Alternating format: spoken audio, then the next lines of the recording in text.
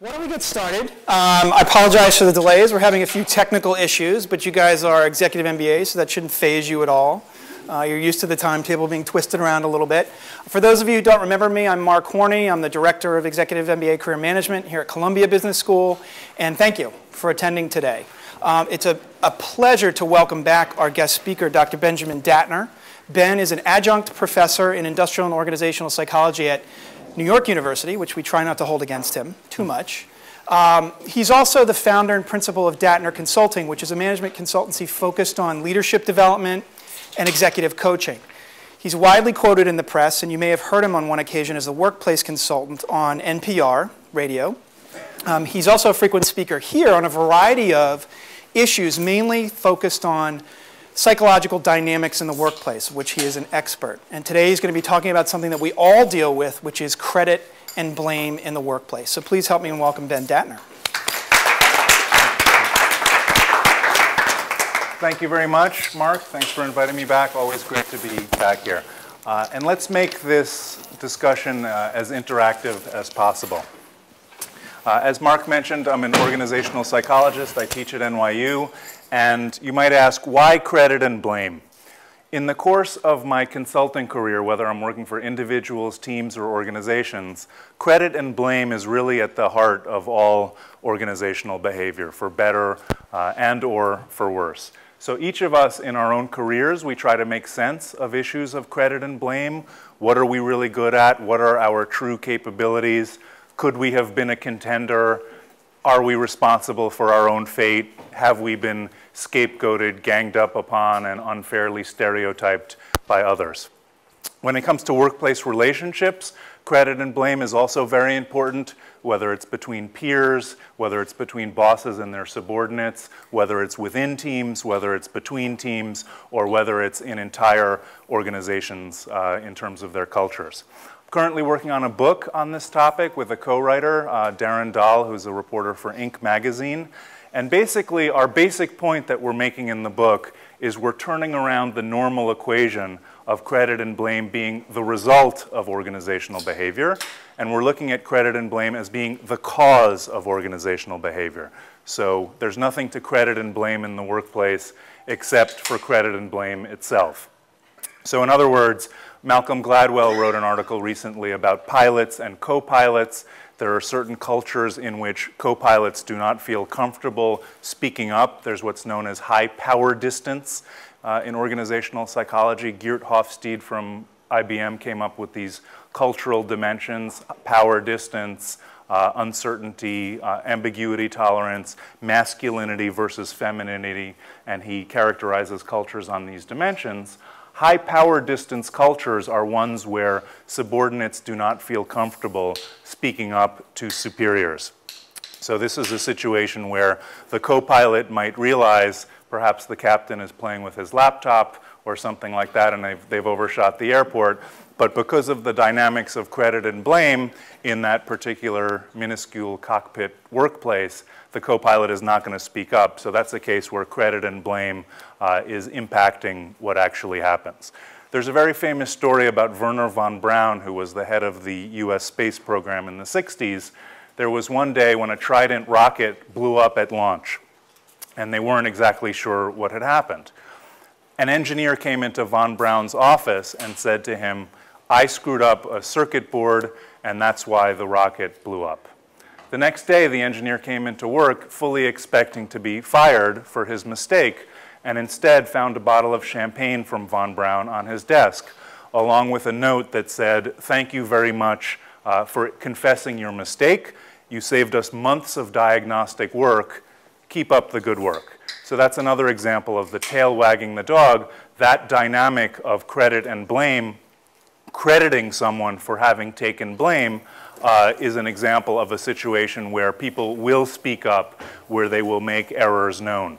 Amy Edmondson at Harvard Business School has done a lot of studies of medical error rates, and what she has found is that paradoxically, it's better to go to a hospital that has a higher error rate rather than a lower error rate. The reason being that hospitals with higher error rates are the ones that confess their mistakes, that admit them, and that are willing to engage in the deep dives and diagnostics necessary to solve the problems.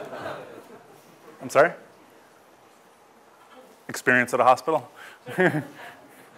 Please. What about the individual benefit of, I don't know what the official term is, but of admitting your mistake versus what's better for the organization, right? Because individually, there's oftentimes like a manager who gets very insecure about his position, and then he just starts issuing the blame. It kind of starts at the top. So how does that balance out with what's best for the organization? Because oftentimes, actually probably the majority of the time, at least the people I've worked for, they will cover everything up and they basically kind of, pardon my French, screw everyone over. Absolutely. So. Absolutely right.